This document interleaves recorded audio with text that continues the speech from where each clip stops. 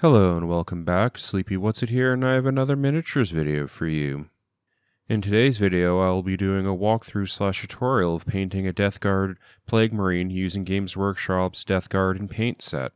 This is the second tutorial that I'll be doing of these sets, the first one being of the Ultramarine Primaris Intercessor that I previously done, which I'll be linking probably everywhere throughout this video.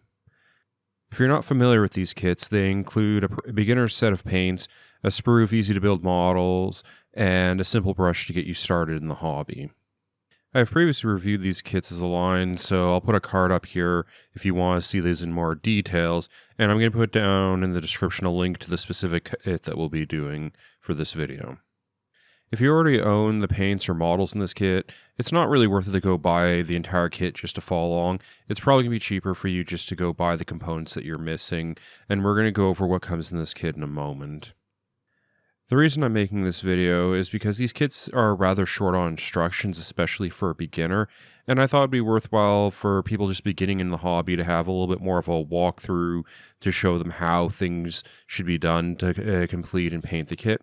I'm not claiming to be the world's best painter or even someone that wins golden demons, but I consider myself to be a journeyman painter that is able to produce good quality tabletop minis. So I know which end of the brush to hold, and I can paint models that I'm happy with putting out on my gaming table. Hopefully I still remember what it was like to be getting started in the hobby and be able to help you avoid some of the pitfalls that I hit when I was starting out. The overall structure of this video is going to be me showing you what's in the kit and then walking you through the steps for painting. There's some steps and assembly type things that I've covered in previous videos, and I'll make reference to good reference videos to go learn about those details. During the video, I'll be placing visual markers to indicate that this is a point to pause the video and work on the steps I just described on your own model. I will also include in the description timestamps for each of these steps so you can easily jump between them if you need to reference them later. So let's get into it. Now let's move on to the kit that we'll actually be using. Looking at the box here, we can see the limited instructions that we're provided with on how to paint and assemble the models. So let's get this opened up and get everything out of it. So the first thing we have here is the gray plastic sprue with the 3 Plague Marine models. Next we have are the 3 32mm bases that we'll be placing the models on. And following that we have the starter brush that we're supplied with. These aren't the greatest brushes, to be honest. I actually had some issues with the one that came in this kit and ended up falling back on the one that came in the Space Marine kit. And finally, we have the 6 paint pots that we've been provided to paint with. The first one we have here is Agrax Earthshade, which will be our shading paint, which we're going to be using for darkening and picking out some of the details on the model. Normally this comes in a larger pot than this, but this is the smaller 12 milliliter pots, but that's really more than enough for this project. This is followed by Rakarth Flesh, which is kind of a gray, sickly flesh tone, which we're going to be using for obviously doing all the skin tones on our Plague Marines, and it will also be the base tone for our skulls. This is our basing material, Armageddon Dust. If you don't have this paint or are not a particular fan of this specific texture paste, feel free to use a different texture paint for finishing off the base on the model. Here's the first of our 2 metallic paints, Balthasar Gold, which will be being used for all of our kind of gold, brassy, coppery trim on our model. And now our other metallic paint, Leadbelcher, which is more of a steel, gray metal colored, so will be used for things like the barrel on the bolter and the sword that our Plague Marine is carrying. And finally, here we have Death Guard Armor, which will be the base coat for all the armor sections on our Marine. You may have noticed that there is no black or primer in this set. The intended instructions indicate that you are supposed to just paint the base paint straight on the plastic. For most models, I wouldn't recommend doing this, but that's basically what the instructions tell us to do. So for the rest of this video, I'm going to work under the assumption that you have an assembled and prepped model to work with. but I'm not planning on going into a great deal of detail of how to do that in this video. That's because with my original videos on the Primaris Intercessor, I did it in 2 videos, one where we did all the prep work and one where we did all the paint work. That first video on prep work, which I'm going to put a card up for now, and I'll put a link down in the description, I think is a very good introduction to what you need for tools and things like that. And also, I would just be repeating myself, so instead of padding this video out with the exact same content from another video I've done, I'm going to suggest you go over there and watch that. So if you need to go view that, I'm going to put a pause marker in that, and then we can move on to painting. So now that we have a fully assembled model, we can attach it to our hobby holder of choice and start getting some paint onto them. So the first paint that we're going to be applying to this model is our Death Guard Green, which is going to be our base paint for everything. So what we want to do is get a bit on our palette and then thin it out a little bit so it applies cleanly, and just start basically putting paint everywhere on the model. So we are going to be following Duncan, formerly of Warhammer TV's golden rule of 2 thin paints here. So you should have a little bit of water in your paint so that as you apply it here, you can see as I'm getting the paint on, it isn't doing a full coverage. So some of the more raised bits and things like that, you'll still be able to see a touch of gray through it. If we had based this model using black per se, or like as a primer or something, we'd be able to lean into this a little bit to get some more definition and shading. But because we're working over a gray primer, we're going to be kind of just wanting to get a flat base color everywhere. But we're going to be doing this in 2 stages. This first one here, we're just getting some paint everywhere on the model, making sure that it's thin enough that you can't see brush strokes. And then once we have that done, we're going to let it dry. So I'll let you go paint your model now. So now here you can see what the model should look like with that first layer of paint dried. You can see here most of the areas have decent coverage on them, but as I said, there's especially any kind of like sharp, like pointy outy bits are probably going to still have a bit of gray showing through on them. So we're going to be putting a second layer of paint of the Death Guard Green on, still thinned out, and we're just working over the entire model again, specifically targeting any areas where the gray is showing through, because what we want is kind of a uniform green color throughout the model. So I'll let you go do that, and we'll come back. So this is what our model should look like after we've applied our second layer of Death Guard Green and let it dry. If you have any gray patches poking through at this time, I would take a bit of time to just touch those up and let those dry. But once we have kind of this uniform base green coat on, we're going to move on to doing some of the detail work.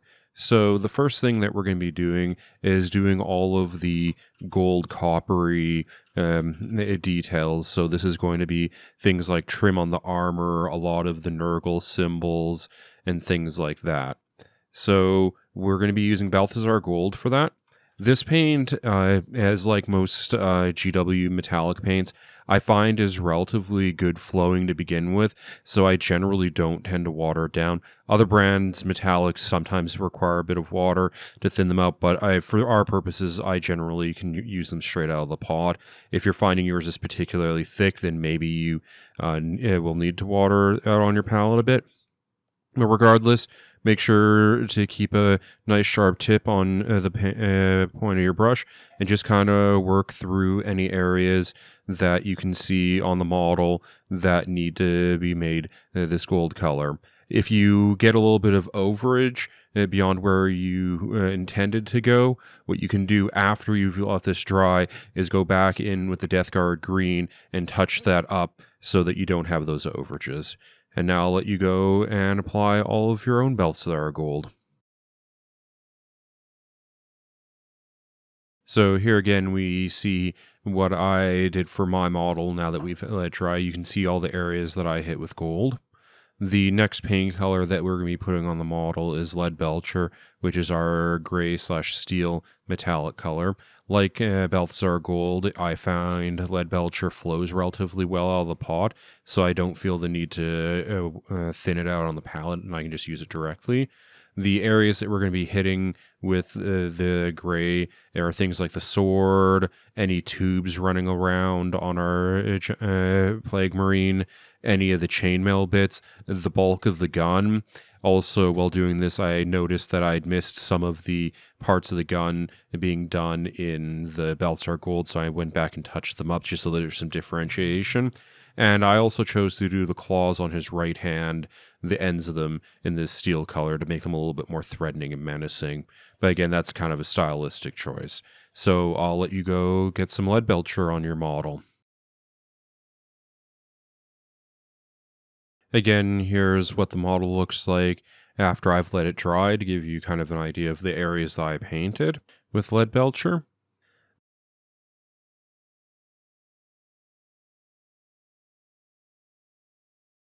The next color that we're going to be putting on our model is our Rakarth flesh. This is going to be used for a large number of details. Specifically, all the skin tone is going to be done, so like the head and around the mouth, the tentacle on the back and other areas is going to be done with this.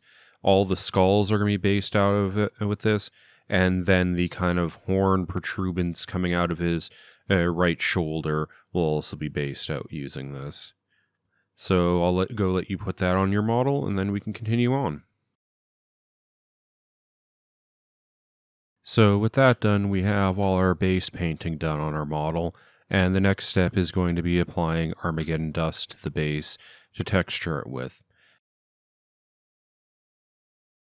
So normally when working with a texture paste like this, I would recommend using like a little plastic scoopy tool that you can get from GW or some sculpting metal tools, but basically anything but a brush for actually applying this, because this stuff is very rough on brushes. We've been supplied with just a brush, so I'm going to use the brush that came out of the kit for this.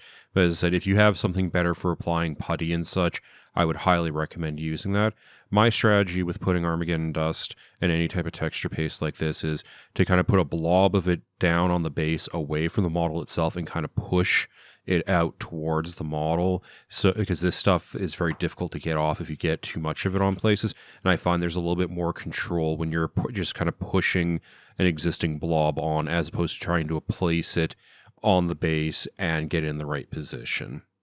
Once you've applied all your Armageddon dust and let it dry, I recommend also going through and touching up any of the basing that we've been doing, because the next step is going to make it difficult to do any touch-ups. So basically anywhere where you got a little bit paint where it wasn't supposed to be, go through and make sure that's all dealt with, because we can't really fix that after.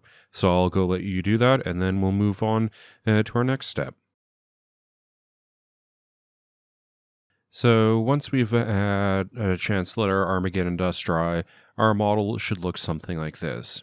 So now that we have all the basing and texturing done, we're going to be moving on to shading the model, which is going to get a little bit more contrast to the model, depth of color, and pull out some of the details. This is going to be done with applying Agrax Earthshade to the model. This we are going to be applying everywhere and relatively liberally. With some other models, you may not want to do this, but because we're kind of looking for that grungy, gross look, the dirty look that we're going to get from Agrax Earthshade by putting it everywhere is exactly what we want. So as I said, we're going to want to apply it liberally throughout the model. If you see it pooling everywhere, dump out the paint from your brush and just use that to wick away the paint, because any of those large pools that are left on the model as they dry are going to cause what's called coffee staining, which is a bunch of little rings as it dries. So basically any pools of it, try and remove that, but basically coat everything in the model with it and then let it dry, and make sure that it's completely dried before we move on to our next step, so I will let you go and shade your model a little bit now. So once we've let the Agrax Earthshade dry, we should have something that looks like this. At this point, we've actually kind of hit the end of the instructions, so by what the box says, this is done. I think this is a perfectly fine looking model, but given the supplies that we have and kind of the techniques that we've been using, I think we can do a little bit more to improve what comes out of the kit and make it just look a little bit better and just generally punch it up a little bit. So how we're going to be doing this is kind of counteracting some of the darkening that came from applying all that Agrax Earthshade all over the model. So that gave us a lot of deep detail contrast, but it came at the cost that a lot of areas became noticeably darker because of it.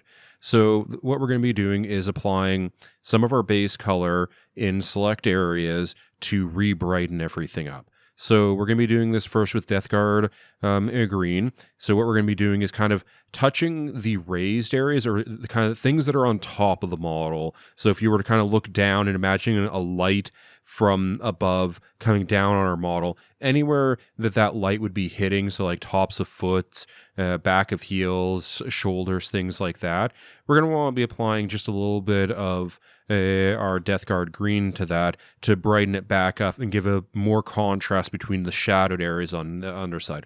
Because we're working on a Plague Marine and he is supposed to be kind of gross and grungy, though, we want to avoid like recoding everything and cleaning them up too much. So again, this should be done relatively subtly. Like, don't be just slapping paint everywhere.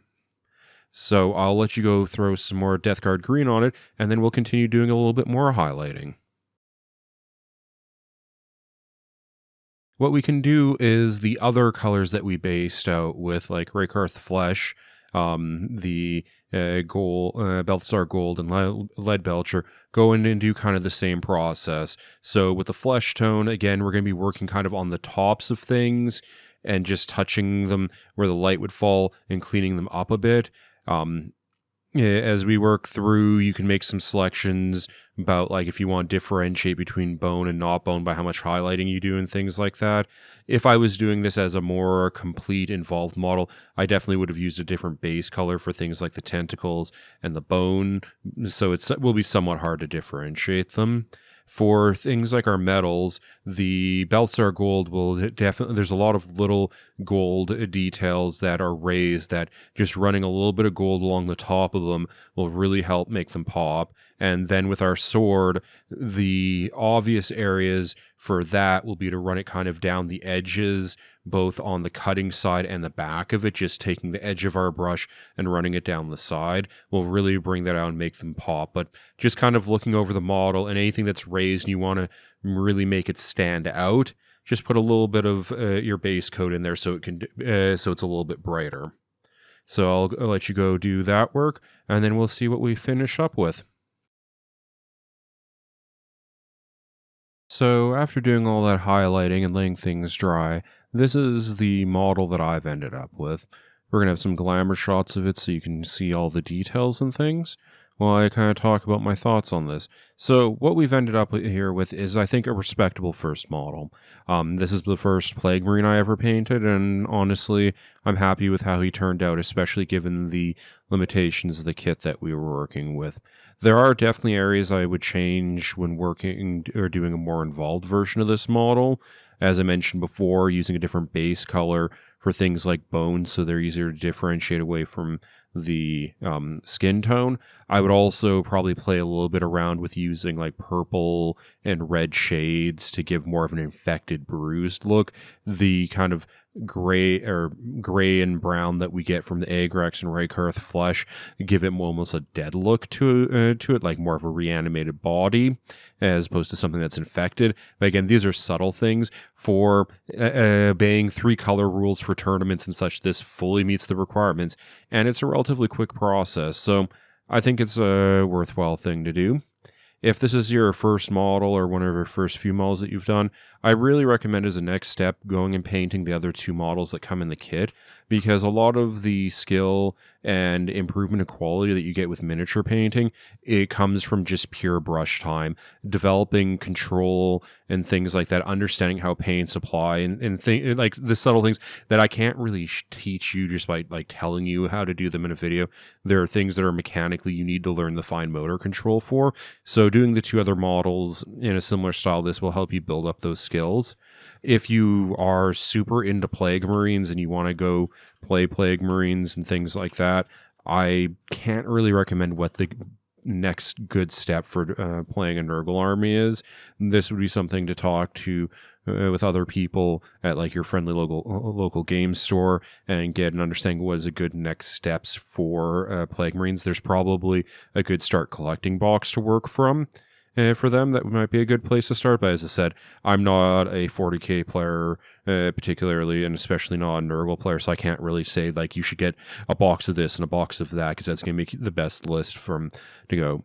If you're not like super set on Death Guard and you're still interested in learning more about 40k painting, as I mentioned previously, I do have a video about their other 40k kit, which is the Primaris Intercessors, the Ultramarines, which I'll put the little card up for now, and you can go watch the videos for that and work through that kit. Would be a good place to start. If you're more interested in fantasy, they also do a Nighthaunt and a Stormcast Eternals kits, which at some point in the future I'll do videos on, but those would be a good place to go. If you're looking at other models from what GW has and GW paints, another kit or route I can highly recommend is Reaper Miniatures produces 2 learn to paint kits, a basics and kind of a next step kit. Those are really good. Again, I plan to eventually do videos on them, so there may eventually be cards for those here, but those are good if you want to get exposure to some other painting styles. But other than that, the best thing I can recommend is to keep on painting and developing your skills, watching and listening to what other people do, and just using a brush and getting paint down. Thank you for watching. I hope you found this informative and enjoyable. If you did, please give the video a like. If you want to see more content like this, please subscribe to the channel. I put out my miniature content regularly, reviews, tutorials like this, and things like that. I also paint on Twitch regularly, which is just twitch.tv/sleepywhatsit. But other than that, I look forward to seeing you in the next one.